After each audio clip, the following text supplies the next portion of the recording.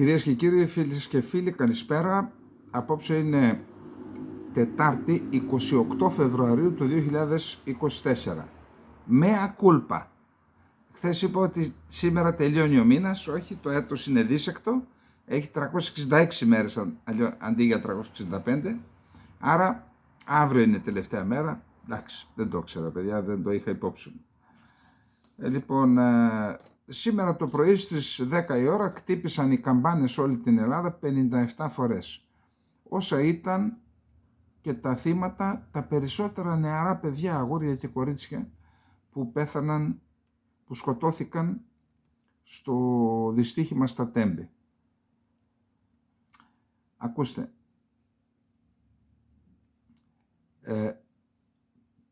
καταρχάς βαθιά είναι η θλίψη, πιστεύω, όλων των Ελλήνων για αυτό το γεγονός. Όλων. Δεν συζητάμε για τις οικογένειες τώρα, εντάξει, εκεί είναι δεδομένο, αλλά επειδή είδα και τον κόσμο σήμερα, είναι μια δύσκολη μέρα για ολόκληρη την Ελλάδα, εκτός από τους πολιτικούς.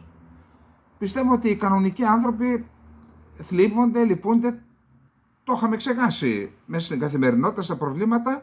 Τώρα το θυμηθήκαμε όλοι, γιατί ανέβηκε το θέμα, δεν άρεσε και στην κυβέρνηση, το είχαν στην άκρη μέσω των μέσων μαζικής ενημέρωσης που τα ελέγχουν στο βαθμό που τα ελέγχουν.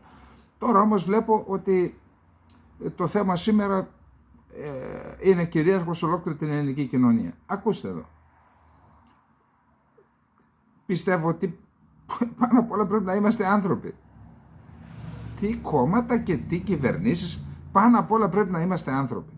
Βλέπω λοιπόν σχόλια από ανθρώπους της κυβέρνησης που τους έχει σπαρμένο στα μέσα μαζικής ενημέρωσης. Καταρχάς αυτό είναι ντροπή, πραγματικά. Κάνε την πολιτική σου σωστά και βγες και πρόβαλε την πολιτική σου στα ίσα σε όλες τις εφημερίδες και όλα τα μέσα μαζικής ενημέρωσης. Δεν είναι ηλίθιος ο κόσμος. Θα καταλάβει το σωστό, θα καταλάβει και το λάθος. Το να βάζετε ανθρώπους και να κατηγορούν τις μανάδες των νεκρών παιδιών και κοριτσιών ότι έχουν βαμμένα τα χείλια τους, ότι εκμεταλλεύονται το θάνατο των παιδιών για να κάνουν προβολή, αυτά, ξέρετε, δεν τα κάνουν κανονικοί άνθρωποι. Πρέπει κάποιος να έχει ζωοποιηθεί, να έχει γίνει ζώων δηλαδή, αν και τα ζώα για αυτά τα βλέπω έχουν μπροστά, βλέπω δηλαδή, τώρα να μην σας πω και προσωπικές τέτοιες, ακόμα και τα ζώα κλαίνε όταν πεθαίνει ένας άνθρωπος. Αυτό γίνεται κάτι χειρότερο, γινόμαστε και από ζώα. Αυτοί οι κομματικοί λοιπόν στρατοί που είναι στα μέσα μαζικής ενημέρωσης να σταματήσουν αυτήν την αθλιότητα. Και οι μανάδες, και να κάνει κάτι η μάνα που δεν σας αρέσει, μην σηκώνετε γλώσσα, μην βγάζετε γλώσσα στη μάνα που έχασε το παιδί της. Άστε να κάνει ό,τι θέλει, μην βγάζετε γλώσσα. Είναι άθλια υποκείμενα, δεν θέλω να κάνω χαρακτηρισμούς, αλλά δεν μπορώ να κάνω αλλιώς. Άθλια υποκείμενα είναι αυτοί οι οποίοι τα βάζουν με τις μανάδες των νεκρών παιδιών στα Τέμπη. Τώρα, η κατάσταση είναι πιο θλιβερή όταν βλέπεις πολιτικούς να μιλάνε, και μάλιστα της κυβέρνησης. Συγγνώμη, τα αδικαιολόγητα δεν δικαιολογούνται. Τα αδικαιολόγητα δεν δικαιολογούνται. Υπήρχαν, λέει, 3-4 εξώδικα που λέγανε θα γίνει δυστύχημα. Ένας το 2021 που είχε αναλάβει και μόλις είδε μην πω τη λέξη, επικρατεί στον ΟΣΕ και στην ΕργΟΣΕ και σε όλα αυτά τα συστήματα εκεί, σε 20 μέρες, λέει, παραιτήθηκε, στέλνοντας εμπιστευτική επιστολή στον τότε Υπουργό Μεταφορών, τον κύριο Καραμαλή, τον Κώστα, του Αχιλλέα. Και του λέει θα γίνει δυστύχημα, μεγάλο δυστύχημα. Το έβγαλε η εφημερίδα Δημοκρατία προχθές. Το έγγραφο που δεν αμφισβητήθηκε. Δηλαδή εδώ καταλαβαίνω ότι, αν θέλετε, κατανοώ και τη λογική του Κομμουνιστικού Κόμματος Ελλάδας η εξεταστική να πάει από παλιά. Αλλά αυτό προσέξτε. Δεν είναι ώρα τώρα. Κάντε τώρα μόνον για το δυστύχημα στα Τέμπη να βγουν όλοι οι υπεύθυνοι, όποιος και να είναι αυτός, και σε επόμενη φάση δεύτερη εξεταστική. Να δούμε από το δεκαετία του 90 ποιοι πολιτικοί έκαναν, άσκησαν την αποστολή τους, έκαναν την αποστολή τους με τέτοιο τρόπο που μας οδήγησε εδώ. Αλλά μην το κάνεις τώρα. Τώρα λοιπόν είδαμε αυτό το πράγμα της Εξεταστικής Επιτροπής που σε κάνει να ντρέπεσαι που είσαι Έλληνας. Δεν λειτουργεί που δεν λειτουργεί το κοινοβούλιο. Όταν βλέπεις και αυτά τα πράγματα, λες εντάξει, αυτοί οι άνθρωποι πραγματικά δεν έχουν το Θεό τους. Πραγματικά δηλαδή.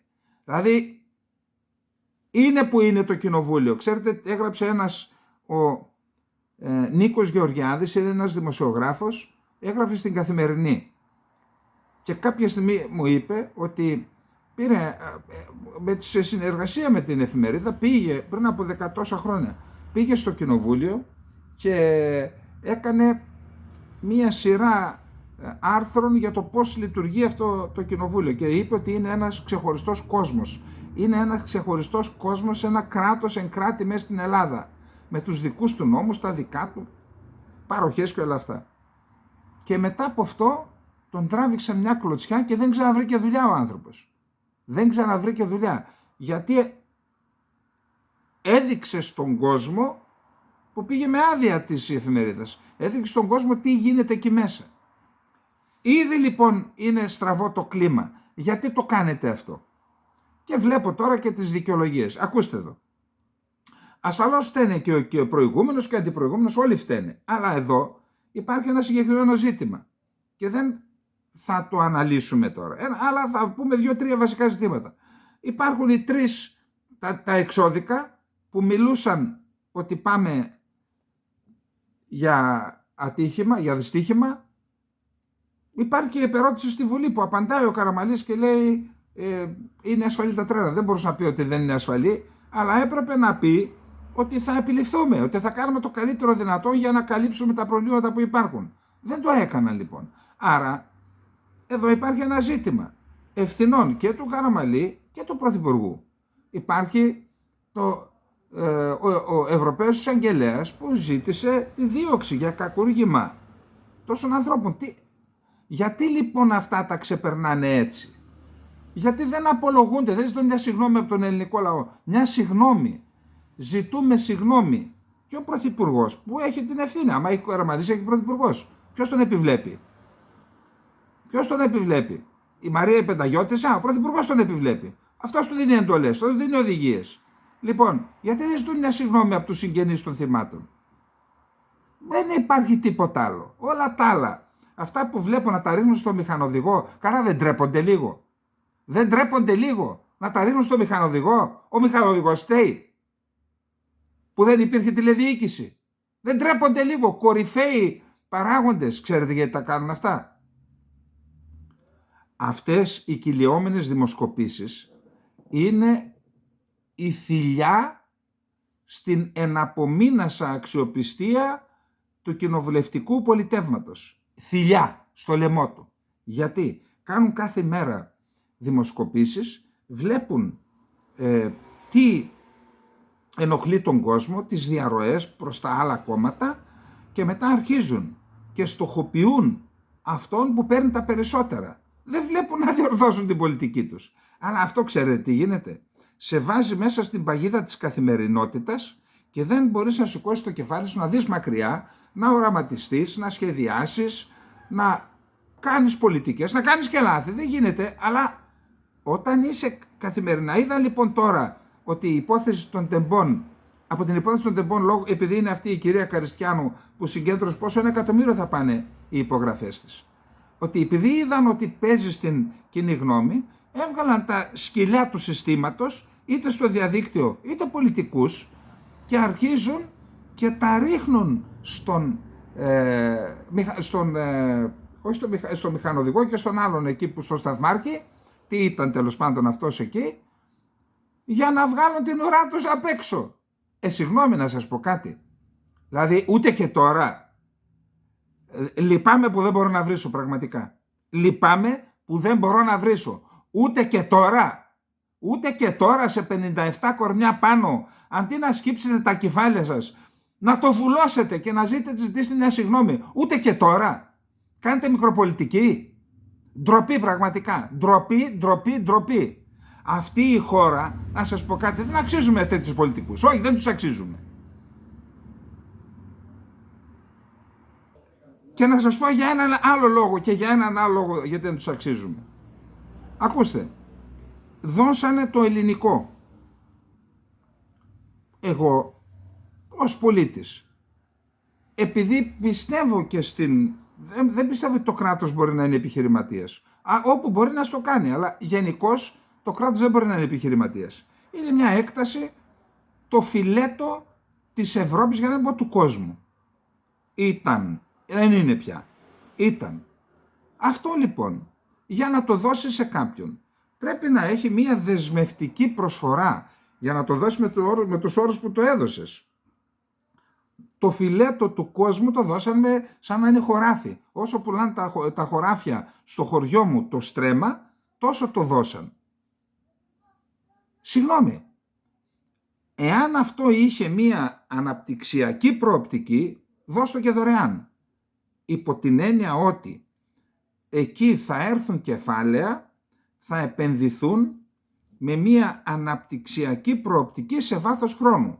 Δηλαδή θα βρουν δουλειά από, ξέρω εγώ τι, μεγάλα ξενοδοχεία, τι άλλο θα φέρναν αναπτυξιακού χαρακτήρα, θα βρουν δουλειά 10.000 άνθρωποι, άρα τα λεφτά το κράτος και η κοινωνία θα τα έβγαζε από αυτή τη διαδικασία. Τώρα ξέρετε τι κάνουν εκεί, σπίτια κάνουν. Να σου πω κάτι, άμα κάνετε σπίτια, δώστε αντιπαροχή. Δώστε αντιπαροχή με 50%. Όποιος το πάρει, δώστε 50% στο κράτος. Γιατί το χαρίσατε τότε, άμα είναι να αγοράζουν σπίτια οι άλλοι και να κονομάνε οι κατασκευαστές ή αυτός που το πήρε. Και προσέξτε, δεν τελείωσε εκεί. Πάνε υπάρχει ένα φιλέτο και στην Καλαμαριά κάπου εκεί, που ανήκει στο Υπουργείο Άμυνας, δεν ξέρω που ανήκει, στην κτηματική εταιρεία του Δημοσίου, τώρα κάπως την έχουν αλλάξει όνομα, πάνε να το κάνουν τα ίδια και εκεί. Αυτό ξέρετε τι λέγεται? Αυτό λέγεται ξεπούλημα. Αυτό λέγεται ξεπούλημα, δεν λέγεται ανάπτυξη αυτό. Και προσέξτε εδώ τώρα. Προσέξτε γιατί δεν μας αξίζουν αυτοί οι πολιτικοί και αυτές οι κυβερνήσεις, και δεν αναφέρω μόνο σε αυτήν τώρα. Πάρ' τον έναν και βάρω τον στον άλλον είναι.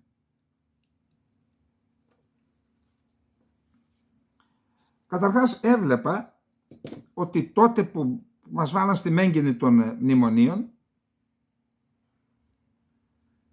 εντάξει αμαρτίες, αλλά αυτό που τόνιζαν χερέκακα με μνησικακία και με μίσος η Δυτική ήταν το μεγάλο ποσοστό ιδιοκατοίκησης. Εγώ σας είπα, δεν έχω μελετήσει, ούτε οικονομολόγος είμαι, αλλά τότε που ήταν ο Σταύρος στην Αμερική 4-5 χρόνια, πήγα 3-4 φορές 5 και προσπάθησα με Έλληνες εκεί να δω πώς λειτουργεί το σύστημα.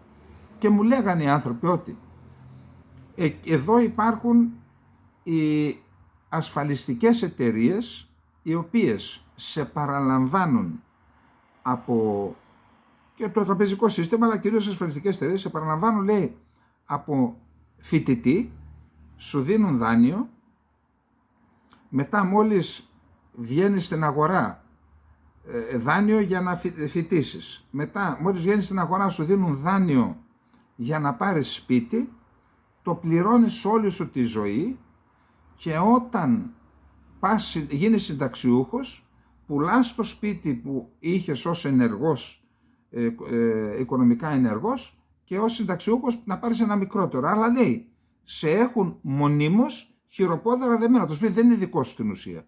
Είναι δικό τους. Και τι σημαίνει αυτό? Αυτό που πιθανόν να θέλουν να κάνουν και στην Ελλάδα. Δηλαδή τους πείραζε που έχουμε ιδιοκατοίκηση μακράν το μεγαλύτερο ποσοστό από στην Ευρώπη. 70-75%. Γιατί ο Έλληνας, ξέρεις, θέλει το κεραμίδι του. Οι δικοί μας που ήρθαν από την πρώην Σοβιετική Ένωση και από τη Ρωσία, μέσα σε 3-4-5 χρόνια το πρώτο πράγμα σπίτι. Όλοι έχουν σπίτια, κάναν και εξοχικά. Αυτό είναι.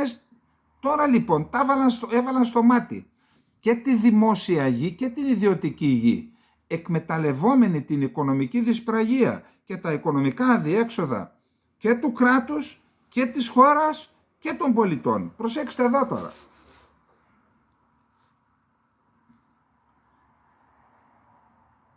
Πήρα στοιχεία από άρθρο του Γιώργου Χατζηδημητρίου από το Anti-News, πολιτικοί όπως ο Σιμίτης και τώρα ο Μητσοτάκης, η ίδια ιστορία είναι, έστρεψαν το ενδιαφέρον των ευρωπαϊκών μηχανισμών στη χώρα μας, καταγγέλλοντας χερέκακα το υψηλό ποσοστό ιδιοκατοίκησης των Ελλήνων. Το αποτέλεσμα δεν άρχισε να έρθει.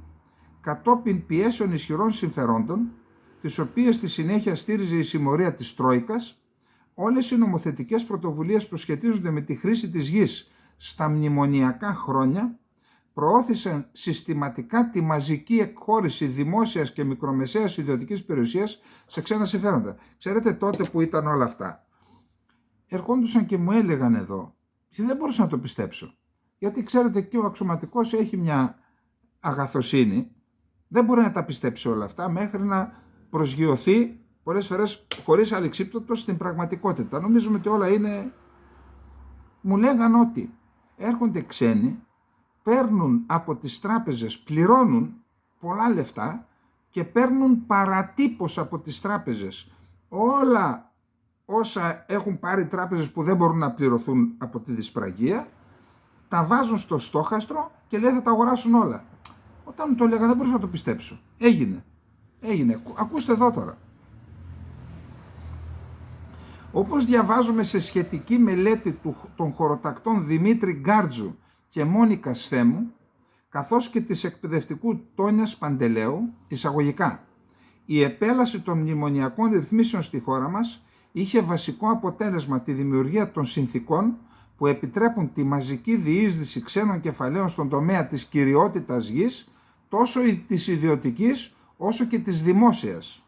Πρόκειται, όπως συνοψίζουν, εισαγωγικά, για μια τεράστια ιστορικής σημασίας αλλαγή στο ιδιοκτησιακό καθεστώς της χώρας, που είναι πολύ λιγότερο γνωστό από ότι οι επιπτώσεις των μνημονιακών πολιτικών στο εισόδημα, στην εργασία και στο δημόσιο χρέος. Οι επιπτώσεις στην αλλαγή ιδιοκτησίας είναι πολύ μεγαλύτερες, αλλά που θα έχει βαθύτατες και βαρύτατες επιπτώσεις στην κοινωνικοπολιτική σύσταση της χώρας. Άμα πάρουν το 30-40% των σπιτιών, μετά θα γίνουμε δούλοι, αυτό που γίνονται στην Αμερική. Με το που γεννιέσαι, σε αρπάζουν και με εργαλείο το σπίτι σε έχουν υπόδουλο μια ζωή. Μην πάτε μακριά. Τα σχέδια για το ελληνικό και για την Καλαμαριά, όπως σας είπα, όπως επισημαίνεται, είναι μόνο δύο εμβληματικές περιπτώσεις της γενικότερης τάσης που επικρατεί την τελευταία δεκαετία για εξασφάλιση πολυτελούς στέγης για λίγους, με παράλληλη μεταβίβαση δημόσιας γης σε ιδιωτικά συμφέροντα. Αν δεν πιστεύετε, ρωτήστε και τον κύριο Σιμίτη και τον κύριο Μητσοτάκη. Να σας πω κάτι. Εγώ δεν είμαι αντίθετος με την Golden Visa. Η Golden Visa δεν παίρνει γη. Παίρνει αυτός που παίρνει το διαμέρισμα, παίρνει και το μέρος του οικοπαίδου που ανήκει, που το αναλογεί στο διαμέρισμα, αλλά δεν παίρνει γη, δεν. Το ότι η χρυσή βίζα δημιουργεί προβλήματα στους νέους ενοικιαστές, ενώ στις νέες οικογένειες, στους νέους και τα λοιπά φοιτητές, είναι αλήθεια. Υπάρχει λύση. Καταρχάς ήρθαν πολλά δισεκατομμύρια στην Ελλάδα, μην το ξεχνάμε. Και για όσους λένε ποιοι τα πήραν κάποιοι ιδιοκτήτες και τα λεφτά μπαίνουν στις τράπεζες, στο τραπεζικό σύστημα. Θα μου πεις ρε φίλε, με τις τράπεζες είσαι? Όχι. Είμαι με ένα υγιές τραπεζικό σύστημα που θα αρχίσει να χρηματοδοτεί και τα επαγγελματικά σχέδια των νέων, αλλά και την στεγαστική πίστη. Ξανά. Άρα αυτά τα λεφτά μπήκαν στην ελληνική οικονομία με τους τρόπους που μπήκαν. Τώρα δημιουργείται πρόβλημα. Οι περιοχές που έχουν πολλή ζήτηση να σταματήσει. Όχι 800.000, καθόλου. Μην δίνετε καθόλου. Κάντε λοιπόν, βάλτε κάτω το χάρτη της Ελλάδας, κοιτάξτε καμιά φορά και την Ελλάδα. Όχι μόνο την Αθήνα και το Κολονάκι. Βάλτε κάτω το χάρτη της Ελλάδας. Δείτε πού υπάρχει ανάγκη στεγαστικής οικιστικής ανάπτυξης. Αυτό που λένε οι Αμερικανοί, πιάνουν μια περιοχή που είναι έρημος, κάνουν ένα σχέδιο development. Και στην Κύπρο γίνεται αυτό. Πιάστε λοιπόν ποιοι νομοί είναι υπανάπτυκτοι με παραθαλάσσιες περιοχές, γιατί κι άλλος θα χώσει 200-300 χιλιάρικα, εντάξει, θέλει και κάτι. Βρείτε λοιπόν πού έχουμε πρόβλημα ανάπτυξης και ορίστε αυτές τις περιοχές ως περιοχές όπου μπορεί κάποιος να αγοράσει και να αποκτήσει τη χρυσή βίζα. αυτό δεν είναι ξεπούλημα της Ελλάδας, το έχει και αναπτυξιακό χαρακτήρα. Όχι όμως να ξεπουλάτε την Ελλάδα με τον τρόπο που προαναφέραμε. Εντάξει. Λοιπόν, σαν σήμερα πέθανε, σκότωσαν κάποιοι τον Ούλαφ Πάλμε το 1986. Έχω πάει στον τάφο του, στην Στοκχόλμη. Είναι δύο περιπτώσεις που λένε πιθανόν Σουηδοί τον σκότωσαν, αλλά οι εχθροί του κουρδικού απελευθερωτικού κινήματος έδειχναν ότι τους σκότωσαν οι Κούρδοι. Ψέματα. Μα ήταν υποστηρικτές τους, γιατί να τους σκοτώσουν. Και δεν έχουν κάνει ποτέ τέτοιο. Ποτέ. Μπορείς να κατηγορήσεις το κίνημά τους για οτιδήποτε, αλλά δεν έχουν κάνει ποτέ τέτοιο πράγμα. Και ένας από τους λόγους, ο βασικός λόγος που ο Ζανάς σήμερα δεν ήταν ελεύθερος, αν δεν τον είχαν στιγματίσει αυτόν και το κίνημά του, ότι ήταν υπεύθυνος για τον Ούλαφ Πάλμε. Γιατί το αεροσκάφος που τον έφερε εδώ, το ίδιο αεροσκάφος, ήταν Δαμασκό, Αθήνα, Στοκχόλμη, και τον είπαμε τράβασε Στοκχόλμη, εκεί θα είσαι ελεύθερος. Αν δεν είχαν δολοφονήσει, τώρα κάποιοι μαφιόζοι λέει το σκότωσαν, λέει και από λάθος. Αν δεν είχαν δολοφονήσει τον Ούλαφ Πάλμε θα ήταν ζωντανός σήμερα, και αν είχαμε μια κυβέρνηση η οποία σεβόταν την ιστορία αυτού του κράτους και αυτής της χώρας, θα ήταν σήμερα ελεύθερος. Τώρα, για να περάσουμε και στο τελευταίο υποθέμα του πρώτου θέματος, βάλαμε πριν από λίγες μέρες, ο Χακ το έκανε, το βίντεο μιας κοπέλας που μεγάλωσε με δύο γυναίκες και που είχαν παντρευτεί, ένα ζευγάρι δύο γυναικών που είχαν παντρευτεί. Η κοπέλα δείχνει ότι αγαπάει τις γυναίκες που το μεγάλωσαν, αλλά λέει τα δικά της για τον πατέρα, ήθελα τον πατέρα κτλ. Αυτό που είδα πήγε στις 130.000. Δηλαδή είδα την μονομέρεια των ελληνικών μέσων μαζικής ενημέρωσης. Και μετά μου λένε ορισμένοι, γιατί λες ότι δεν έχουμε ελευθερία και δημοκρατία. Είναι δημοκρατία αυτό? Γιατί λοιπόν? Και κάποιοι μου λένε, γιατί δεν βάζεις και την άλλη άποψη? Εντάξει ρε παιδιά, καταρχάς τι να βάλω δηλαδή? Γκώσαμε, ήμασταν μέρα νύχτα με αυτά. Βάλαμε και ένα από εκεί, το έβαλε ο Χρήστος δηλαδή, δεν το έβαλα εγώ, αλλά εν πάση περιπτώσει. Είδα όμως το ενδιαφέρον του κόσμου. Δηλαδή, μας έκαναν κανονικά εγχείρηση εγκεφάλου με αυτά. Δηλαδή άνθρωποι που έχουν πιστεί πλέον αυτό είναι το σωστό.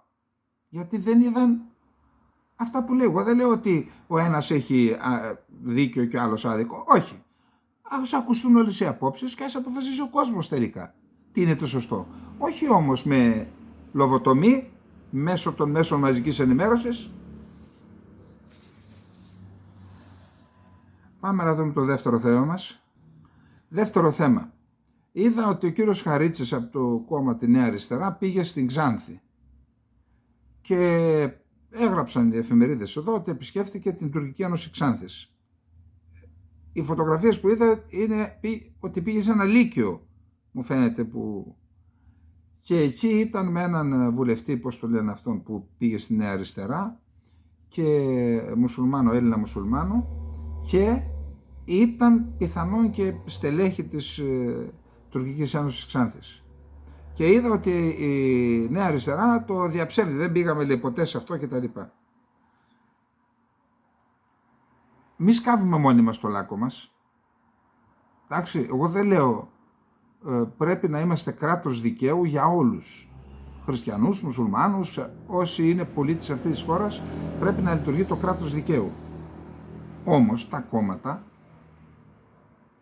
πληρώνονται από τους Έλληνες πολίτες και οφείλουν να έχουν, και οι αρχηγοί των κομμάτων να έχουν τμήματα που να ενημερώνονται για το ποιος είναι τι σε κάθε κοινωνία και να αποφεύγουν τους πράκτορες των ξένων χωρών που επιβουλεύονται όχι γενικά τα συμφέροντα της χώρας, την εδαφική ακεραιότητα της χώρας, και να μην τους νομιμοποιούν και να βγαίνουν φωτογραφία δίπλα-δίπλα. Αυτό λοιπόν στη Νέα Αριστερά πιστεύω ότι πρέπει να το προσέξουν και να μην γίνονται βατήρας, να πατάνε πάνω τους οι πράκτορες της Τουρκίας που επιβουλεύονται την ακεραιότητα της χώρας.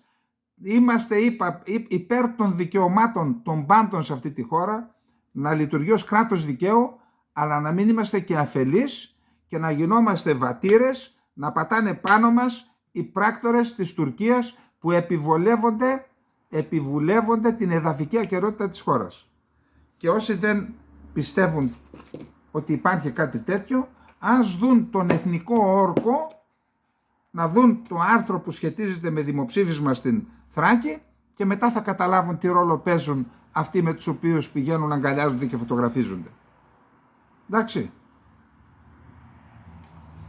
Τώρα, γίνονται προσπάθειες, προχθές που ήμασταν κάτω στην Κύπρο, μίλησα με κάποιους ανθρώπους και από την πολεμική αεροπορία της Εθνοφρονάς και από το πολεμικό ναυτικό και από τον στρατό Ξηράς.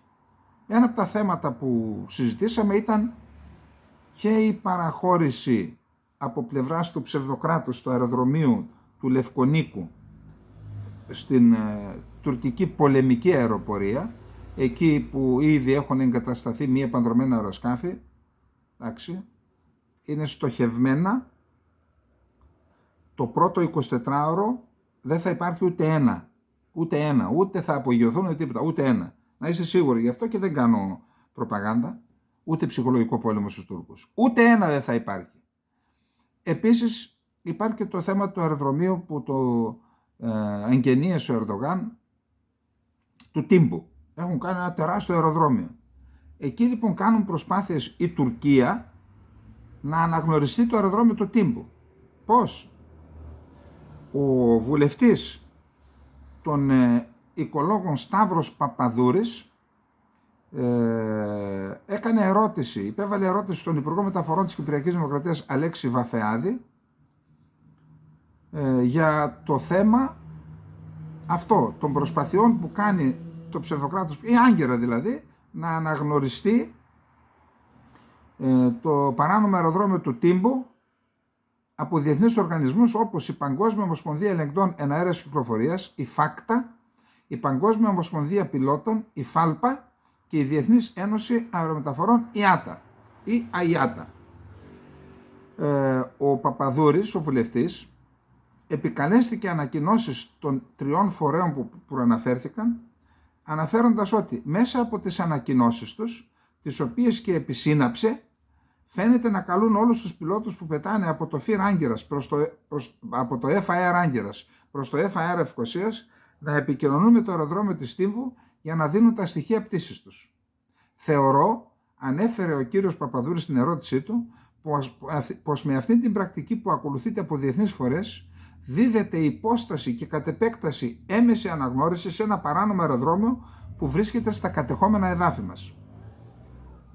Κάλεσε λοιπόν τον Υπουργό, ο Παπαδούρης, να πληροφορήσει τη Βουλή των Αντιπροσώπων. Ποια μέτρα έχει λάβει. Ο Υπουργός απάντησε, η απάντηση όμως είναι απόρριτη. Πιθανόν εξήγησε όλα τα μέτρα που λαμβάνει η Κυπριακή Δημοκρατία και μέχρι στιγμής έχουν αποτέλεσμα. Όπως πληροφορούμαστε, λέει ο φιλελεύθερος, οι ανακοινώσεις της Τουρκίας ή και διεθνών οργανισμών παρακολουθούνται από τις υπηρεσίες της Δημοκρατίας και γίνονται παρασκηνιακές και άλλες ενέργειες προς τους εμπλεκόμενους διεθνούς φορείς, οι οποίοι αναγνωρίζουν πως η μόνη αρμόδια αρχή να παρέχει υπηρεσία στα αεροπλάνα στον εναέριο χώρο της Λευκωσίας είναι η πολιτική αεροπορία της Κυπριακής Δημοκρατίας. Ειδικά όσον αφορά τις ανακοινώσεις των τριών διεθνών οργανισμών, αυτές φαίνεται να εκδίδονται με τη συμβολή και της πολιτικής αεροπορίας ακριβώς για να αποτραπεί έμεση αναγνώριση του παράνομου αεροδρομίου. Λέει ότι η ενημέρωση, οι οργανισμοί που ασχολούνται με την επιχειρησιακή πραγματικότητα την ώρα των πτήσεων, παρέχοντας πληροφόρηση στα αεροπλάνα, η οποία ενημέρωση παρέχουν προς τους πιλότους είναι αποκλειστικά πληροφοριακού χαρακτήρα για την ύπαρξη του αεροδρομίου του Τύμπου, χωρίς καν να γίνεται αναφορά σε αεροδρόμιο, το οποίο και δεν αναγνωρίζουν. Άρα αρμόδια αρχή για τον έλεγχο των αέριων χώρων της Λευκωσίας είναι το Κέντρο Ελέγχου Πτήσεων Λευκωσίας και τίποτα άλλο.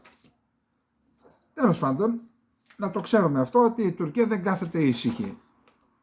Τώρα, καλά, πραγματικά δεν μπορεί να το διανοηθεί κανείς. Το διάβαζα και γύρισαν τα μάτια μου. Έψαχνα να βρω τα μάτια μου,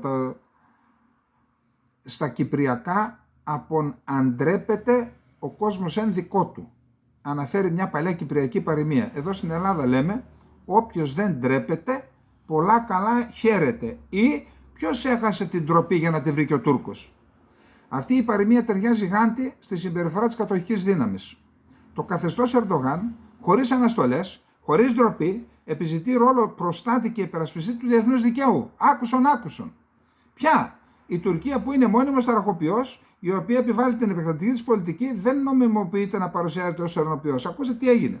Από χθες το παρατήρησα, αλλά εδώ έρχεται ο φιλελεύθερος να μας το βάλει. Η άγκυρα λοιπόν δια του Τούρκου Υφυπουργού Εξωτερικών Αχμέντ Γιλντίζ, κατά την ακρόαση των επιχειρημάτων της Τουρκίας στο Διεθνές Δικαστήριο της Χάγης για την κατοχή παλαιστινιακών εδαφών από το Ισραήλ από το 1967, 7 χρόνια πριν την κατοχή της Τουρκίας, για τις νομικές συνέπειες των πρακτικών του Ισραήλ στην Παλαιστίνη, αξιώνει και απαιτεί η Τουρκία, προσέξτε, σεβασμό και εφαρμογή των αποφάσεων της Γενικής Συνέλευσης και του Συμβουλίου Ασφαλείας των ΗΠΑ από το Ισραήλ, υποστηρίζοντας ότι το Ισραήλ παραβιάζει το διεθνές δίκαιο που πρέπει να αποκατασταθεί. Ο Τούρκος Υφυπουργός κατηγόρησε το Ισραηλινό κράτος ότι κατά τις δεκαετίες της κατοχής Παλαιστινιακών εδαφών στερεί από τους Παλαιστίνιους βασικά δικαιώματα και σε πολλές περιπτώσεις οδηγεί τον εκτοπισμό του σε άλλα κράτη. Και ποιος τα αναφέρει αυτά? Ο εκπρόσωπος ενός κράτους κατακτητή, ενός κράτους τρομοκράτη που είναι η Τουρκία. Και τι άλλο είπε? Κατήγγειλε το Ισραήλ για επικισμό. Επικισμός ασφαλώς και γίνεται από το Ισραήλ, αλλά το ίδιο πράττει και η κατοχική Τουρκία. Αναφέρθηκε για ασέβεια και προσβολή χώρων θρησκευτικής λατρείας εκ μέρους των Ισραηλινών. Ποιος? Η Τουρκία, που έχει λαιλατήσει και έχει προσβάλει όλους τις κατεχόμενες περιοχές της Κύπρου, θρησκευτικούς χώρους, ιστορικούς πολιτιστικούς χώρους, νεκροταφεία, και να μην μιλήσουμε για την Αγία Σοφιά και τη μονή της χώρας. Περαιτέρω, ο Αχμέντ Γιλντίζ κατήγγειλε ότι η Γενική Συνέλευση και το Συμβούλιο Ασφαλείας των ΗΠΑ έχουν αποτύχει στην αποστολή τους. Βέβαια, αφού δεν σας πέταξαν από την Κύπρο, απέτυχαν. Τι έκανε η Τουρκία στην Κύπρο? Δεν εφαρμόζει κανένα ψήφισμα των ΗΠΑ. Καμία απόφαση για αποκατάσταση της ενότητας της Κύπρου, της Κυπριακής Δημοκρατίας. Δεν συμφωνεί, όπως αναφέρθηκε, με την αλλαγή συνόρων του πολέμου. Τι έπραξε στην Κύπρο με την εισβολή και την κατοχή εδαφών? Προσέξτε τώρα άλλη πονηριά. Μιλάμε για απίστευτο θράσος. Ο Τούρκος Υφυπουργός Εξωτερικών έσπευσε να διευκρινίσει ότι αυτές οι απόψεις του δεν αφορούν τη νομική θέση της Τουρκίας για άλλα θέματα. Προσέξτε, κατηγορεί το Ισραήλ, αλλά σου λέει δεν αφορά την Κύπρο αυτό το πράγμα.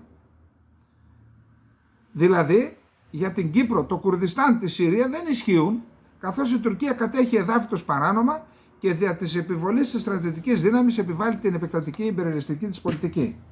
Επίσης, πολύ γρήγορα, γιατί δεν έχουμε χρόνο, έχουμε στο Ριζοκάρπασο η Υπουργός Παιδείας της Κυπριακής Δημοκρατίας, η κυρία Μιχαηλίδου, πήγε στην αρμόδια επιτροπή του Ευρωκοινοβουλίου και τα είπε όλα. Κατήγγειλε την Τουρκία για τις βάρβαρες πρακτικές για τα 3 σχολεία του κατεχόμενου Ριζοκάρπασου. Μετά πήγαν οι Τούρκοι, αξιωματούχοι του ψευδοκράτους, και τα έκαναν λαμπόγιαλο στα σχολεία. Έψαξαν, προσέξτε, τετράδια, βιβλία, βιβλιοθήκες, ηλεκτρονικούς υπολογιστές. Έκαναν ανάκριση στους δασκάλους και στους καθηγητές. Και τι είπε ο Ευρωβουλευτής Κώστας Μαυρίδης? Σε καταγγελία του έκανε λόγο για χιτλερικές μεθόδους στο Ριζοκάρπασο. Καταγγέλλοντας το νέο συμβάν στην Ευρωπαϊκή Επιτροπή, ο Κύπριος Ευρωβουλευτής υπέδειξε ότι η Κομισιόν δεν πρέπει να επιδεικνύει ανοχή σε τέτοια σοβαρά ζητήματα. Τέλος πάντων, να σας πω κάτι. Είδατε μια λέξη στις ελληνικές εφημερίδες, στις ελλαδικές εφημερίδες? Γιατί δεν είναι τεράστιο θέμα? Εμείς δεν είμαστε εγκύτρια δύναμη? Ό,τι κάνει η Τουρκία, ό,τι παραβιάζει, δεν μας υποχρεώνει να λέμε τι πάει να κάνεις εκεί? Γιατί δεν γράφουν τίποτα? Βρείτε την απάντηση. Γιατί ορισμένοι μου λένε, Σάβα, τα λες έτσι και δεν μπορούμε. Τι να λέμε τα ψέματα. Ο Λαυρόφ θα βρεθεί Παρασκευή και Σάββατο στην Τουρκία, θα συμμετάσχει σε ένα φόρουμ, θα μιλήσει με το Φιντάν και η επίσκεψη αυτή είναι προετοιμασία της επίσκεψης Πούτιν μετά τις προεδρικές εκλογές. Πάρτε λοιπόν και το άλλο τώρα. Ποιες είναι οι 5 χώρες στον κόσμο με το μεγαλύτερο αριθμό διπλωματικών αποστολών? Πρώτη η Κίνα. Δεύτερη οι ΗΠΑ. Τρίτη η Τουρκία. Τέταρτη η Ιαπωνία. Πέμπτη η Γαλλία. Η Ελλάδα ξέρετε που είναι? Τις μείωσαν. Αντί να μειώσουν υπηρεσίες από το κράτος που δεν κάνουν τίποτα, μείωσαν τις διπλωματικές υπηρεσίες του ελληνικού κράτους, αντί να τις διπλασιάσουν. Εντάξει. Η Τουρκία, αυτό το βάρβαρο τρομοκρατικό κράτος που είπε ο Μαυρίδης, έκανε επίθεση με μη επανδρωμένο αεροσκάφος στη Ροζάβα, στο Κάμισλο και στο Ντέρικ, χτύπησε 4 αυτοκίνητα, ένα κατάστημα και τη στρατιωτική επιτροπή των Ασσυρίων που κατοικούν εκεί. Δηλαδή χτύπησαν τους Ασσύριους που διασώθηκαν από τη γενοκτονία που έκανε η Συρία και πήγαν εκεί η Τουρκία στην τουρκική επικράτεια, πήγαν εκεί οι άνθρωποι να σωθούν και τους βομβαρδίζει και τώρα εκεί, 21ο αιώνα. Η Ροσατόμ θα κάνει δεύτερο πυρηνικό εργοστάσιο στην Τουρκία, λένε ρωσικές πηγές. Πάμε γρήγορα γιατί μας έφυγε ο χρόνος. Πάλι έχουμε, χθες Τρίτη, ο ΙΕ έκρουσε το καμπανάκι για τα προβλήματα της ανθρωπιστικού χαρακτήρα, λοιμός, πείνα στην Γάζα. Δεν χρειάζεται να πούμε τίποτα άλλο, απλά να πούμε ότι το Φεβρουάριο μειώθηκε η ανθρωπιστική βοήθεια σε σχέση με τον Ιανουάριο. Η Ρωσία, ο μόνιμος εκπρόσωπος της Ρωσίας στον ΟΗΕ ζήτησε από το Συμβούλιο Ασφαλείας να μην υποστηρίξει ένα αμερικανικό σχέδιο ψηφίσματος για τη Μέση Ανατολή, λέγοντας ότι αυτό δεν είναι τίποτα άλλο παρά μία άδεια για τη δολοφονία Παλαιστινίων αμάχων. Και είπε ότι έκανε 4 φορές βέτο η ΗΠΑ σε ψηφίσματα, τα οποία αν είχαν εγκριθεί θα είχαν σωθεί ζωές. Ο Χανίγια, τον είδα ότι άρχισε να κάνει και αυτός πυρουέτες. Λέει ότι σήμερα είχε ένα διάγγελμα. Η οργάνωση επιδεικνύει ευελιξία στις διαπραγματεύσεις με το Ισραήλ σχετικά με τον πόλεμο στη Γάζα, αλλά την ίδια στιγμή είναι έτοιμη να συνεχίσει τη μάχη. Σε ομιλία που μεταδόθηκε από την τηλεόραση, ο Χανίγια κάλεσε τους Παλαιστίνιους στην Ιερουσαλήμ και τη Δυτική Όχθη να πορευθούν προς το τέμενος Άλαξα για να προσευχηθούν την πρώτη μέρα του Ραμαζανίου στις 10 Μαρτίου. Θα δείτε γιατί το λέει αυτό. Γιατί πιο κάτω λέει το Ισραήλ, ο Υπουργός Άμυνας, ότι πάνε να κάνουν επεισόδια τη 10η Μαρτίου που θα είναι η συνέχεια της 7ης Οκτωβρίου. Ο Υπουργός Εξωτερικών της Αιγύπτου συμμετέχει στο Συμβούλιο Ανθρωπίνων Δικαιωμάτων του ΟΗΕ στην 55η Σύνοδό του που γίνεται στη Γενέβη. Εκεί έκρουσε τον κόδωνα του κινδύνου για τις καταστροφικές συνέπειες που θα έχει για την ειρήνη στη Μέση Ανατολή η επίθεση του Ισραήλ στη Ράφα. Οποιαδήποτε στρατιωτική ενέργεια υπό τις παρούσες συνθήκες θα έχει καταστροφικές συνέπειες που μπορούν να θέσουν σε κίνδυνο την ειρήνη στην περιοχή, είπε ο Σάμεχ Σούκρι. Ο κόσμος είναι μάρτυρας των πιο ιδεχθών εγκλημάτων και παραβιάσεων κατά του Παλαιστινιακού λαού, προσέθεσε. Εξέφρασε τη λύπη του για το γεγονός ότι ορισμένες από τις 57 χώρες που είναι μέλη του Συμβουλίου Ανθρωπίνων Δικαιωμάτων του ΟΗΕ αρνούνται να λάβουν για τη Γάζα τα αυστηρά μέτρα που έλαβαν σε άλλες συγκρούσεις, επικρίνοντας την πολιτική των 2 μέτρων και των 2 σταθμών. Φαίνεται ότι η ζωή στη Γάζα δεν αξίζει την προσοχή τους. Ότι η σφαγή δεκάδων χιλιάδων παιδιών δεν μπορεί να ταράξει τη συνείδησή τους, η οποία είναι πολύ ευαίσθητη σε άλλα θέματα. Η ζωή των παιδιών τη Γάζας έχει κατά φαινόμενα μικρότερη αξία από τη ζωή των άλλων. Αυτό προμηνύει η κατάρρευση του διεθνούς συστήματος συμπεριλαμβανομένου αυτού του Συμβουλίου. Τα έχωσε ο Σουκρή. Ο Υπουργός Εξωτερικών του Μαρόκου, Νάσερ Μπουρίτα, που το Μαρόκο έχει άριστες σχέσεις με το Ισραήλ, δήλωσε ότι ο κόσμος δεν μπορεί να συνεχίσει να κλείνει τα μάτια στην πρωτοφανή ανθρωπιστική καταστροφή στη Γάζα. Η Υπουργός Διεθνούς Συνεργασίας του Κατάρ, Λολουάχ Αλ Χάτερ δήλωσε ότι η Γάζα είναι το πεδίο ενός γενοκτονικού πολέμου και ότι η κατάσταση στην κατεχόμενη Δυτική Όχθη επιδεινώνεται.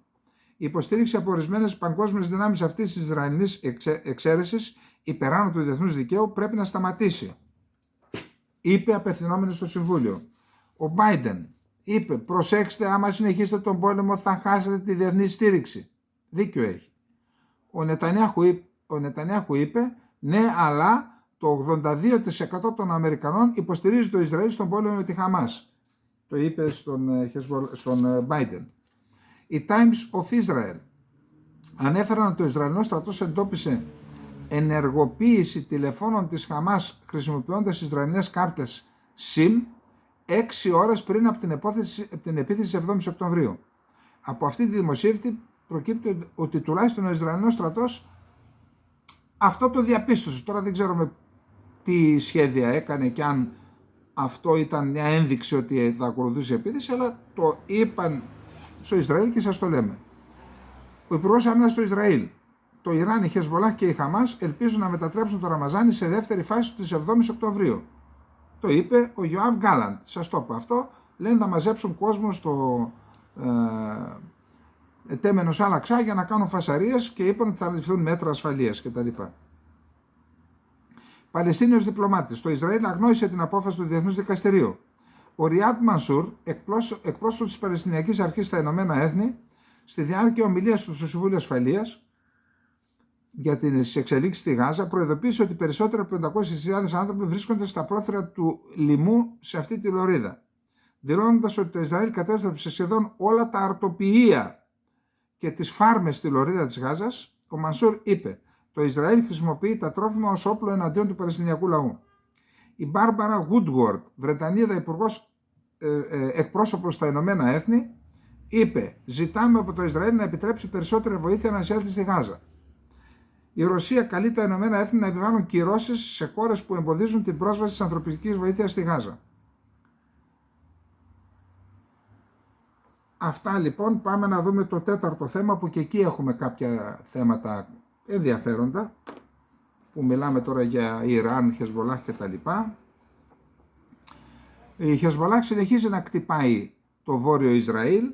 Είδα ένα βίντεο, κτύπησαν ένα κτίριο, ένα πολύ όροφο κτίριο στην οικομόπολη Κυριάτ Σιμώνα που έχει εκενωθεί. Κάτι εκεί τις έχουν φύγει. Επίσης είχαν ένα βίντεο με το οποίο δείχνουν ότι κτύπησαν το αρχηγείο, το στρατηγείο της 146ης Μεραρχίας στη βάση Τζάτκεν του Ισραηλινού στρατού, η Χεσβολάχ πάντα. Επίσης το Ισραήλ απάντησε με προσβολή στόχων της Χεσβολάχ στο Χαρμπάτ Σάλεμ στο νότιο Λίβανο. Το Υπουργείο Εξωτερικών τον ΗΠΑ λέει: το Ισραήλ διαβεβαίωσε την Ουάσιγκτον ότι θέλει διπλωματική λύση στο ζήτημα με το Λίβανο, δηλαδή με τη Χεσβολάχ, δεν θέλει πόλεμο. Βάσει τον ΗΠΑ στο πετρελαϊκό κοίτασμα Άλλο Μάρ στη Ροζάβα στη Συρία επλήγει από πυραυλική επίθεση προκαλώντας υλικές ζημιές. Είναι η πρώτη που γίνεται εδώ και 2 εβδομάδες. Εκεί είπαμε ότι τα είχαν βρει. Αυτό, ο λεγόμενος άξονας της αντίστασης στο Ιράκ και τη Συρία σταμάτησε να χτυπάει αμερικανικούς στόχους. Σήμερα είδαμε ότι χτύπησαν. Να δούμε από πού προήλθε και αν θα συνεχιστεί. Reuters. Αμερικανοί γερουσιαστές απαιτούν από τον Τζο Μπάιντεν να λάβει άδεια από τη Γερουσία, από το Κογκρέσο, για να συνεχίσει τις στρατιωτικές ενέργειες εναντίον της Ιεμένης, και Δημοκρατικοί και Ρεπουμπλικάνοι. Το κανάλι Αλ Μασίρα μετέδωσε τα τελευταία λεπτά της Τρίτης, χθες, τα μεσάνυχτα δηλαδή, ότι τα αμερικανικά και βρετανικά μαχητικά επιθέθηκαν 2 φορές στην περιοχή νήσος Λαμπουάν, στην πόλη Αλ Λοχαγέκ, στην επαρχία Αλ Χουντάιντα, μέσα στην Ερυθρά Θάλασσα φυσικά. Ο Υπουργός Άμυνας της Ιεμένης, υποστράτηγος Μουχαμάντ Αλ Ατίφη, είπε ότι η ΗΠΑ, το Ηνωμένο Βασίλειο και το Ισραήλ πρέπει να συνειδητοποιήσουν ότι η πολιτική οριοθέτηση και διεκδίκηση της ηγεμονικής επιρροής στα διεθνή ύδατα είναι εξεπερασμένη και δεν είναι πλέον ωφέλιμη. Και είπε ότι όσο συνεχίζονται οι σιωνιστικές θηριωδίες στη Γάζα, θα συνεχίσουμε τις επιχειρήσεις μας κατά το κατακτητή. Η Ουάσιγκτον βοήθησε και παρότρινε τη σιωνιστική οντότητα να συνεχίσει το γενοκτονικό της πόλεμο εναντίον των Παλαιστινίων αδελφών μας. Πάντως είπαν ότι εμείς Άλλα πλοία δεν τα πειράζουμε να περνάνε ελεύθερα, λέει. Παραμύθια. Το Γραφείο Ναυτιλιακού Εμπορίου του Ηνωμένου Βασιλείου ανέφερε επίθεση στον Χούτι σε πλοία στην Νότια Ερυθρά Θάλασσα δυτικά της Χοντάιντα. Ο πρόεδρος του Ιράν, Αλ Ραΐσι, θα επισκεφτεί την Αλγερία για πρώτη φορά μετά από 14 χρόνια. Η Αλγερία είναι μια πολύ σημαντική χώρα στη Βόρεια Αφρική. Η Ρωσία συνεργάζεται με το Ιράν στη διαστημική τεχνολογία. Ο Ιρανικός δορυφόρος Pars 1 θα σταλεί σε τροχιά 500 χιλιόμετρων από ρωσικό δορυφορικό φορέα. Είναι ένας δορυφόρος τηλεσκόπησης και απεικόνησης που σχεδιάστηκε και κατασκευάστηκε, λέει, από Ιρανούς. Πάμε να δούμε τι γίνεται στις ΗΠΑ.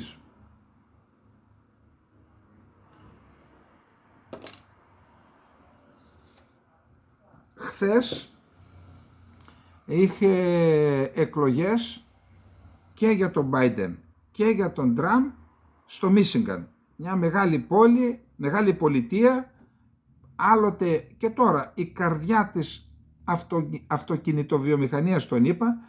Ένα μέρος έφυγε, πήγε στον Καναδά, τώρα ξαναγύρισαν και με τον Τραμπ και με τον Biden ξαναγύρισαν. Εκεί λοιπόν παραδοσιακά ήταν μια που βρίσκεται και ερχόμαστε προς Ανατολάς, είναι πιο πολύ δημοκρατική.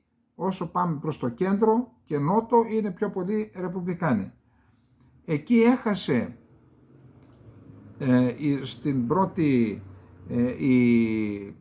στις πρώτες εκλογές από τον Τραμπ η Χίλαρη Κλίντον για 10.000 ψήφους. Τώρα λοιπόν ο Biden μετά τις πήρε, αλλά τώρα ο Biden κέρδισε χθες Τρίτη στις προκριματικές εκλογές για το χρήσμα των Δημοκρατικών, αφού δεν έχει αντίπαλο, μόνος του είναι στην ουσία, στο Μίσιγκαν, αλλά 58.000 ψηφοφόροι επέλεξαν τη μη δεσμευτική ψήφο, δηλαδή λευκό. Οι ψηφοφόροι στο Μίσιγκαν, όπως ζουν πολλοί μουσουλμάνοι και Άραβες, τιμώρησαν τον Biden για τη στήριξή του στο Ισραήλ στον πόλεμο στη Γάζα. Το αποτέλεσμα είναι ενισχυτικό για τον Biden, καθώς βλέπει τον Ντόναλντ Τραμπ να επελάβνει. Ακτιβιστές της πολιτείας είχαν ξεκινήσει την εκστρατεία Listen to Michigan.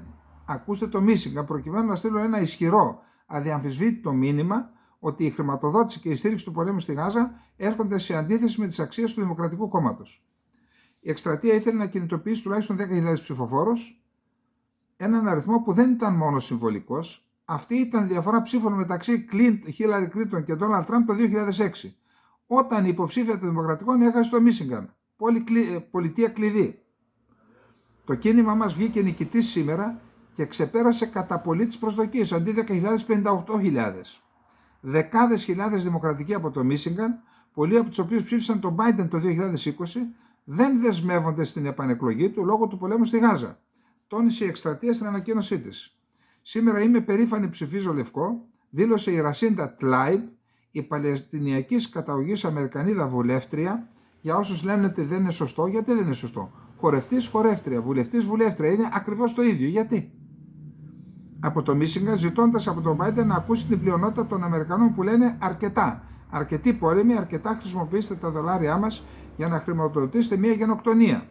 Το Μίσιγκαν δίνει τη δυνατότητα στους ψηφοφόρους να επιλέξουν τη μη δεσμευτική ψήφο για να δείξουν ότι αμφιβάλλουν πως ο υποψήφιος ενός κόμματος έχει τη στήριξη της βάσης.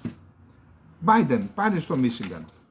67% της έριξε στα αυτιά της Χέιλι. Νέο προβάδισμα ανέκτησε ο Ντόναλντ Τραμπ για τις προκριματικές εκλογές των Ρεπουμπλικανών, αυτή τη φορά με νίκη του στο Μίσιγκαν.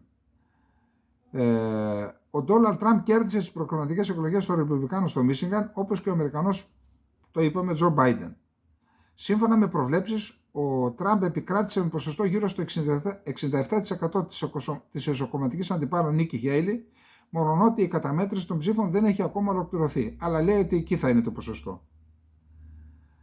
Τώρα, με το αποτέλεσμα στο Μίσιγκαν φαίνεται ολοένα και πιο σίγουρη μία επανάληψη της μονομαχίας Τραμπ με τον Biden στις προεδρικές εκλογές της 5ης Νοεμβρίου.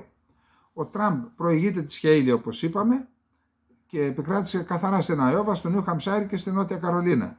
Τώρα περιμένουμε την 5η Μαρτίου που είναι η Σούπερ Τρίτη. Υπάρχει ένα θέμα με την υποβοηθούμενη αναπαραγωγή εκεί στην Αλαμπάμα νομίζω, αλλά εντάξει, ας αφήσουμε να το ξαναδούμε το θέμα. Με βάση δημοσκόπηση του Reuters τον Ιανουάριο το 38, ο Biden είχε την υποστήριξη του 38% των ερωτηθέντων. Το ποσοστό αυτό έπεσε στο 37% το Φεβρουάριο. Προσέξτε τώρα τι λέει ένας βουλευτής που ήταν γιατρός στο Λευκό Οίκο, προεδρικός γιατρός. Ο Biden και ο Όστιν έχασαν την επαγγελματική τους ικανότητα για λόγους υγείας και αυτό ήδη απειλεί την ασφάλεια της χώρας, δηλώνει πρώην γιατρός του Προέδρου των ΗΠΑ. Ο πρόεδρος των ΗΠΑ, Τζο Μπάιντεν, και ο επικεφαλής του Πενταγώνου, Λόιτ Όστιν, αποτελούν απειλή για την εθνική ασφάλεια των ΗΠΑ λόγω των προβλημάτων υγείας τους, δήλωσαν μέλη της Βουλής των Αντιπροσώπων από το Τέξας και ο πρώην προεδρικός γιατρός Ρόνι Τζάκσον στο Fox News.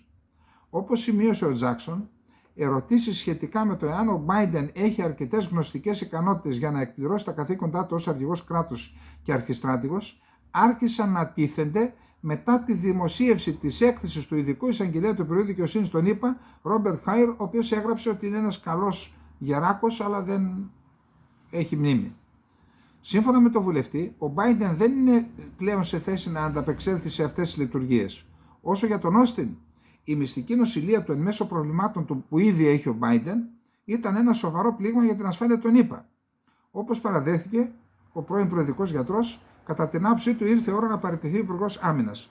Επειδή κάνουμε ορισμένα σχόλια εδώ, ακούστε εδώ, δεν θα διολιστήσουμε τώρα. Με κανέναν δεν είμαστε. Κάποιοι λένε, είναι με τον Biden, είναι με τον Τραμπ. Εμείς την επικαιρότητα σας παρουσιάζουμε. Τώρα αν κάνουμε και κανένα σχόλιο, εντάξει, άνθρωποι είμαστε, μπορεί να γελάμε λίγο, να ξέρω εγώ, αλλά δεν, κανέναν. Ας αποφασίζουν οι Αμερικανοί, μας φτάνει το χάλι μας εδώ. Θα εμπλακούμε και στα Αμερικάνικα.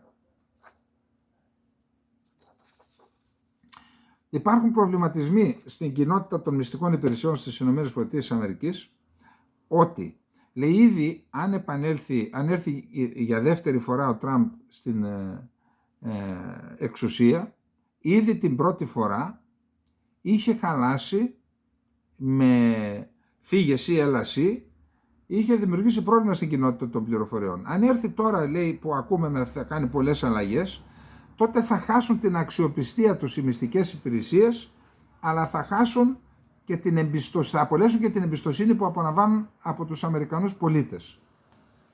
Και λέει, προσέξτε, το πολίτικο, έτσι, θα μπορούσε επίσης να αφαιρέσει την ικανότητα της κοινότητας πληροφοριών, να αποθαρρύνει τον πρόεδρο από αποφάσεις που θα μπορούσαν να θέσουν τη χώρα σε κίνδυνο και να θέσουν σε κίνδυνο αυτούς που παρέχουν στη χώρα πληροφορίες. Δηλαδή λέει ότι αν δεν είναι άνθρωποι που είναι υπηρεσιακοί παράγοντες και όχι κομματικοί, αυτοί δεν θα είναι σε θέση να βαράνε καμπανάκι και να λένε στον πρόεδρο αυτό που πάει να κάνεις θα βλάψει. Αν είναι προεδρικοί, θα λένε αυτά που θέλει να ακούσει ο πρόεδρος. Σημαντικό. Αυτά υπάρχουν δυστυχώς στην Ελλάδα. Στην Αμερική προσπαθούν να τα αποτρέψουν. Η Ουάσιγκτον δεν έχει νομική εξουσία να κατάσχει ρωσικά ξένα περιουσιακά στοιχεία, παραδείχθηκε ο Λευκός Οίκος. Ο Τζο Μπάιντεν ελπίζει ότι οι Αμερικανοί νομοθέτες στο Κογκρέσο των ΗΠΑ θα μπορέσουν να προσφέρουν αυτή την ευκαιρία με ρυθμίσεις που θα κάνουν για να τα καταστήσουν νόμιμα. Ο πρόεδρος της Βουλής των Αντιπροσώπων των ΗΠΑ, Τζόνσον, σημαντικό αυτό, θα δείτε γιατί παρακάτω, δήλωσε μετά τη συνάντηση με τον Biden ότι η προτεραιότητά του είναι η επίλυση της κρίσης στα νότια σύνορα της χώρας, στο Τέξας δηλαδή, και όχι η διάθεση κονδυλίων για την Ουκρανία. Αν δεν στείλει η Αμερική κονδύλια για την Ουκρανία, θα έχουμε σοβαρότατες εξελίξεις και πιθανή εμπλοκή της Ευρώπης, θα το δούμε στο επόμενο θέμα αυτό. Εκπρόσωπος του Κινεζικού Υπουργείου Εξωτερικών. Η Αμερική πρέπει να σταματήσει να κατηγορεί την Κίνα και να σταματήσει να πολιτικοποιεί και να χρησιμοποιεί οικονομικά και εμπορικά ζητήματα. Οι ΗΠΑ διέκοψαν τη διεθνή βιομηχανική αλυσίδα με το πρόσχημα των λεγόμενων ζητημάτων ανθρωπίνων δικαιωμάτων στο Σινγκιάνγκ, εκεί που είναι οι Ουιγούροι Τούρκοι. Τώρα κάντε τη σύνδεση γιατί η τουρκική υπηρεσία πληροφοριών, η ΜΙΤ, συνέλαβε κάποιους ανθρώπους που λειτουργούσαν υπέρ των υπηρεσιών πληροφοριών της Κίνας και παρακολουθούσαν αντικαθεστωτικούς Ουιγούρους. Κάντε το συνδυασμό τώρα. Πάμε λοιπόν στη Ρωσία τώρα, Ουκρανία, γιατί και εκεί κάνει τζιζ το θέμα για μας τους Ευρωπαίους. Ο Πρωθυπουργός της Πολωνίας δεν απέκλεισε την επέκταση του εμπάργου στα ουκρανικά γεωργικά προϊόντα, εάν η Ευρωπαϊκή Ένωση δεν βρει άλλες μεθόδους προστασίας της αγοράς. Κάνα γίνεται χαμός στην Πολωνία. Η Πολωνία είναι έτοιμη να κλείσει προσωρινά τα σύνορα με την Ουκρανία. Ο Πολωνός Πρωθυπουργός Ντόναλντ Τούσκ τόνισε ότι το πλήρες κλείσιμο των σύνορων με την Ουκρανία είναι δυνατό μετά από συμφωνία με το Κίεβο. Διότι θα με φάνε ζωντανό, λέει, πολιτικά εννοώ, οι αγρότες. Ο Τζο Μπάιντεν έχει ξεκαθαρίσει ότι οι ΗΠΑ δεν θα στείλουν στρατεύματα για να πολεμήσουν στην Ουκρανία. Δήλωσε το State Department, απαντώντας στην ουσία στις δηλώσεις Μακρόν. Γι' αυτό είπε, θα μπλέξουμε εμείς εδώ. Οι προκλήσεις του Πενταγώνου, το οποίο κήρυξε τη Ρωσία ως εχθρό της Αμερικής, θα μπορούσαν να έχουν πιο αρνητικές συνέπειες, δήλωσε ο πρεσβευτής της ΗΠΑ της Ρωσίας, Αντόνοφ. Σημείωσε ότι η Ρωσία και οι ΗΠΑ φέρουν ιδιαίτερη ευθύνη για τη στρατηγική σταθερότητα στον κόσμο. Οι χώρες πρέπει να επιστρέψουν στην αρχή της αδιέρετης ασφάλειας. Σοβαρευτείτε, λέει. Ποιος θα ζευγορευτεί, να δούμε, γιατί και από εδώ και από εκεί. Ο Πούτιν απάντησε στο Μακρόν πριν από 2 χρόνια σχετικά με την επιθυμία του να εμπλακεί στον πόλεμο με τη Ρωσία στην Ουκρανία. Θέλετε να πολεμήσετε με τη Ρωσία? Δεν θα υπάρξουν νικητές. Θα καούν οι πάντες δηλαδή. Επειδή υπονοεί ότι θα κάνουν χρήση των πυρηνικών. Αν και οι περισσότερες από τις κορυφαίες ευρωπαϊκές χώρες απέρριψαν τη δυνατότητα ανάπτυξης στρατευμάτων του ΝΑΤΟ στην Ουκρανία, οι δηλώσεις ορισμένων αξιωματούχων δείχνουν ότι η ιδέα συζητείται όλο και πιο σοβαρά. Ακούστε τι γίνεται. Τις τελευταίο διάστημα γίνονται διμερείς συμφωνίες στρατιωτικής συνεργασίας της Ουκρανίας με κάποιες χώρες ευρωπαϊκές. Με βάση αυτές θα στείλουν και όχι ως νατοικές, όχι ως ΝΑΤΟ. Αυτό πιστεύω ότι είναι το σχέδιο, αλλά είναι κινήσεις που δεν θα λύσουν το πρόβλημα, θα σας πω μετά την άποψή μου, και θα μας φέρουν πιο κοντά στον Τρίτο Παγκόσμιο Πόλεμο. Το Καλίνιγκραντ θα είναι το πρώτο που θα υποστεί τις συνέπειες εάν η Μόσχα τολμήσει να αμφισβητήσει το ΝΑΤΟ, υποστηρίζει ο πρεσβευτής της Λιθουανίας στη Σουηδία. Να θυμίσουμε ότι στο Καλίνιγκραντ, που κυβερνήτης είναι ένας Έλληνας από την περιοχή της Διοσκουριάδας, Χρυσόμαλο-Δέρας, της Απχαζίας δηλαδή, του Σοχούμι, η Ρωσία δεν έχει κρύψει ότι έχει πυρηνικά εκεί. Άρα τι θα πάει να κάνεις εσύ η Λιθουανία με 10.000 στρατό? Σύμφωνα με εκτιμήσεις των ΗΠΑ, η Ουκρανία θα συνεχίσει να χάνει έδαφος τους επόμενους μήνες χωρίς νέα βοήθεια από την Ουάσιγκτον, δήλωσε ο συντονιστής στρατηγικών επικοινωνιών του Λευκού Οίκου, Τζον Κίρμπι. Γιατί σας είπα ότι είναι σημαντική η δήλωση του Τζόνσον, ότι εγώ θεωρώ πιο σημαντικό να φυλάξουμε τα σύνορά μας στο Τέξας με το Μεξικό και όχι να στείλω στην Ουκρανία. Αν δεν στην Ουκρανία. Αυτά λοιπόν συνδυάστατα. Οι ΗΠΑ πρέπει να εγκαταλείψουν την λεγόμενη φόρμουλα ειρήνης του Βλαντιμίρ Ζελένσκι, αν θέλουν πραγματικά να βοηθήσουν στην επίλυση της σύγκρουσης στην Ουκρανία, δήλωσε η Ζαχάροβα. Η φόρμουλα ειρήνης του Ζελένσκι λέει, νόμο έβγαλε, απαγορεύεται οποιαδήποτε συζήτηση της Ουκρανίας με την Ρωσία, αν δεν έχουν φύγει όλοι από το εδάφι της. Ο Τάκερ Κάρλσον, που πήρε τη συνέντευξη από τον Πούτιν, λέει διάφορα ότι η Ρωσία έχει περισσότερες δυνατότητες και τέτοια πράγματα. Ο γραμματέας του Συμβουλίου Εθνικής Ασφάλειας της Ρωσίας: θα παράσχουμε κάθε υποστήριξη στην Νικαράγουα, την Κούβα, τη Βενεζουέλα και τη Βολιβία ενάντια σε οποιαδήποτε εξωτερική παρέμβαση. Άρα η Ρωσία εντείνει την εμπλοκή της στην Αμερικανική Ήπειρο, κάτι που νομίζω ότι έρχεται σε αντίθεση με το δόγμα Μωρόε, πώς το λέγανε αυτό. Η Φόντερ Λάιεν πρότεινε για πρώτη φορά τη χρήση ρωσικών περιουσιακών στοιχείων για τις ανάγκες της Ουκρανίας. Είπε, δεν θα δώσουν τα παγωμένα, αλλά τα παγωμένα έχουν κάποια έσοδα. Τα έσοδα δηλαδή να τα δώσουμε στην Ουκρανία, με βάση το πολίτικο. Ήρθε η ώρα να αρχίσουμε να μιλάμε για τη χρήση των εσόδων από τα παγωμένα ρωσικά περιουσιακά στοιχεία για κοινές αγορές στρατιωτικού εξοπλισμού για την Ουκρανία, πρότεινε η Φόντερ Λάιεν κατά την ομιλία της στο Ευρωπαϊκό Κοινοβούλιο. Δεν θα μπορούσε να υπάρχει καλύτερο σύμβολο και καλύτερη χρήση για αυτά τα χρήματα από το να γίνει η Ουκρανία και όλη η Ευρώπη ένα ασφαλέστερο μέρος για να ζεις.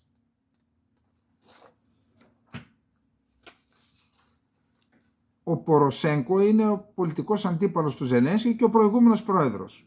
Εδώ λοιπόν λέει ότι στις 20 Μαΐου τελειώνει η προεδρική θητεία του Ζελένσκι και ότι πιθανόν να τεθεί ζήτημα στο συνταγματικό δικαστήριο της νομιμότητας. Δηλαδή, εάν επικαλεστεί το επιχείρημα ότι δεν μπορώ να κάνω εκλογές εν μέσω πολέμου, κατά πάσα πιθανότητα θα πούνε να αλλάξει, να μπει κάποιος άλλος με απόφαση και όχι ο ίδιος.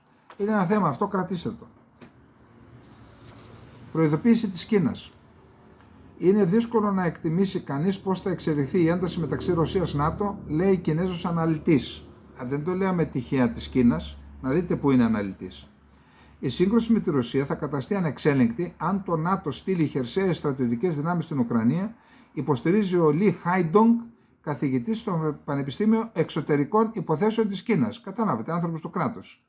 Εάν τα μέλη του ΝΑΤΟ αναπτύξουν στρατιωτικές δυνάμεις στο όνομα των στρατών των κρατών τους, όπως είπα σε διμερές επίπεδο, και όχι εθελοντών ή πολιτοφυλακών, η Ρωσία μπορεί να αναγκαστεί να χρησιμοποιήσει πιο καταστροφικά όπλα και να πλημμυρίσει το πεδίο της μάχης με περισσότερα στρατεύματα. Ο πόλεμος θα γίνει πιο βάναυσος και ανεξέλεγκτος, είπε ο Κινέζος καθηγητής. Όπως επισημαίνει, είναι δύσκολο να εκτιμήσει κανείς πώς θα εξελιχθεί η ένταση μεταξύ Ρωσίας-ΝΑΤΟ. Ωστόσο, όπως λέει, και λαμβάνοντας υπόψη την αρχή της συλλογικής άμυνας του ΝΑΤΟ, η ιδέα της αποστολής χερσαίων δυνάμεων στην Ουκρανία θα αντιμετωπίσει την αντίθεση πολλών κρατών εντός του ΝΑΤΟ λόγω ανησυχίας για πιθανή κλιμάκωση. Δηλαδή, για να αποφύγουν το βέτο, θα κάνουν bypass την απόφαση του ΝΑΤΟ και θα στείλουν οι χώρες μέλη στρατό σε διμερές επίπεδο. Υπάρχει σε εξέλιξη οι έρευνες της Ερευνητικής Επιτροπής της Ρωσίας για το καταρριφθέν αεροπλάνο Ilyushin 76, που με βάση τους Ρώσους καταρρίφθηκε από βλήμα που εκτοξεύτηκε από σύστημα Patriot αμερικανικής κατασκευής και κυριότητας από το χωριό Λίπτσκι στην περιοχή Χάρκοβα της Ουκρανίας. Αυτό μετέφερε 65 Ουκρανούς στρατιωτικούς εχμαλώτους, ήταν σε γνώση της Ουκρανίας, ήταν το πλήρωμα και η αξιωματική της στρατιωτικής αστυνομίας. Έχουμε μαζέψει όλα τα στοιχεία, το DNA, τους πάντες, αλλά και τα θραύσματα από τους Patriot, και αυτό που προσπαθούμε να κάνουμε τώρα είναι να ταυτοποιήσουμε αυτούς που έδωσαν, τους αξιωματικούς διοικητές που έδωσαν τη διαταγή, για να τους απευθύνουν κατηγορίες για τρομοκρατική πράξη. Η Υπερδνηστερία είναι μια περιοχή της Μολδαβίας, υπάρχουν δύο βασικά ποτάμια στην Ουκρανία, ο Δνίπερος που τη διασχίζει σχεδόν το κέντρο, και ο Δνίστερος, ο οποίος βρίσκεται στα όρια της Ουκρανίας, στα νοτιοδυτικά όρια της Ουκρανίας. Αυτός λοιπόν ο Δνίστερος, πέραν της Δνηστερίας, υπάρχει μια περιοχή που ανήκει στην Μολδαβία, αλλά έχει κηρύξει την αυτονομία της. Έχει μια ειρηνευτική δύναμη της Ρωσίας εκεί, είναι καμιά 300.000 άνθρωποι, με λιγότερα από τους μισούς νομίζω ότι είναι Ρώσοι, άλλοι είναι Μολδαβοί και άλλες εθνότητες. Υπάρχει ρωσική, ένα σώμα στρατού νομίζω, δεν είναι μείον. Επίσης υπάρχει πρόεδρος Δημοκρατίας, η κυβέρνηση και τα κοινοβούλιο κτλ. Και ζήτησαν την υποστήριξη της Ρωσίας γιατί κάνει οικονομικό στραγγαλισμό, λέει, υφιστάμεθα από την Μολδαβία. Δεν ζήτησαν την προσάρτηση. Τέλος, έχουμε μια αντίδραση της Ρωσίας, γιατί Δευτέρα εγκρίθηκε από την Ουγγαρία η είσοδος της Σουηδίας. Η Ρωσία έκανε γνωστό σήμερα Τετάρτη ότι θα εθετήσει στρατιωτικοτεχνικά και άλλα μέτρα, χωρίς ωστόσο να προσδιορίζει ποια θα είναι αυτά, προκειμένου να προστατεύσει την κυριαρχία της από την ένταξη της Σουηδίας στο ΝΑΤΟ, κίνηση που χαρακτήριζε επιθετική και λανθασμένη. Θα παρακολουθούμε στενά τι θα κάνει η Σουηδία εντός του επιθετικού στρατιωτικού μπλοκ, έτσι λένε το ΝΑΤΟ, πώς θα εκλάβει την ένταξή της στην πράξη. Με βάση αυτό θα ετοιμάσουμε την απάντησή μας με αντίπεινα στρατιωτικο-τεχνικού χαρακτήρα και άλλης φύσεως, ανέφερε η Ζαχάροβα σύμφωνα με το Reuters. Η ένταξη της Σουηδίας στο ΝΑΤΟ συνοδεύεται από τη συνεχιζόμενη τροφοδότηση της αντιρωσικής ιστερίας στη χώρα, την οποία δυστυχώς ενθαρρύνει η σουηδική πολιτική και στρατιωτική ηγεσία, αλλά η κύρια πηγή της βρίσκεται στο εξωτερικό. Δεν είναι οι Σουηδοί που έκαναν την επιλογή. Αυτή την επιλογή την έκαναν άλλοι για τους Σουηδούς. Να πω μια άποψη.